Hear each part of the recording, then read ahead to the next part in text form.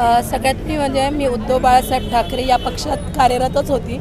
मला समोरून ऑफर आली की तुम्ही आमच्यामध्ये या, आमच्याकडे उमेदवारी नाही आहे. आणि ज्यावेळेस मी प्रवेश केला त्यांनी सांगितलं होतं की तुमचं तिकीट कन्फर्म असेल, युती असेल किंवा काही असू म्हणे, तुमचं तिकीट आमचं कन्फर्म असेल. ज्यावेळेस त्यांनी युती केली त्यावेळेस त्यांनी आमचा विचार का नाही केला? तुम्ही ज्यावेळेस आम्हाला बोलवलं त्यावेळेस तुम्ही स्वतःहून बोलवलं. आम्ही तर तुमच्याकडे आले नव्हतो की आम्हाला उमेदवारी द्या म्हणून. तुम्ही स्वतःच बोलले की आमच्याकडे पक्षाच्याकडे लोकांकडे माणसं नाही आहे आणि त्यामुळे तुम्ही मला बोलवलं. आता सर्वसामान्य कार्यकर्त्यांचे तुम्ही खच्चीकरण करायला लागले.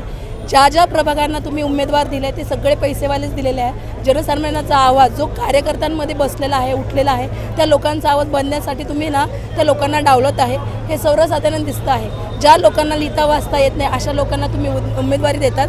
कारण की ह्यापुढे त्यांनी सभागृहामध्ये बोलू नये, आपल्या आवाज मांडू नये. रस्त्याचा विषय असो, पाण्याचा विषय असो किंवा लाईटीचा विषय असो, तो मांडण्यासाठी त्यांना बोलताच येणार नाही असे उमेदवार तुम्ही देताय.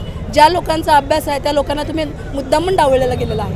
काय नेमकं तुम्हाला आश्वासन दिलेलं आणि आता वरिष्ठांकडनं तुम्ही जेव्हा उमेदवारीचा अर्ज घेण्यासाठी गेलं तेव्हा काय झालं? मी जेव्हा उमेदवारीचा अर्ज घेण्यासाठी गेले होते तेव्हाच त्यांनी मला पहिली गोष्ट की वरिष्ठांनी सांगितलं की तुमचं तिकीट युतीमध्ये सुद्धा फायनल असेल. आणि त्यांनी ऐन टायमाला 2 दिवसा अगोदरच आम्हाला सांगितलं की तुमची उमेदवारी तर आम्हाला देऊ शकत नाही. पूर्ण 15 नंबर आम्ही दुसऱ्या पक्षाला दिलेला आहे.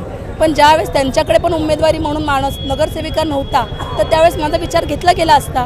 पण त्यांनी ते नाव पोचवलं गेलं नाही कारण की त्या लोकांना विकासाचं काहीच महत्त्व नव्हतं.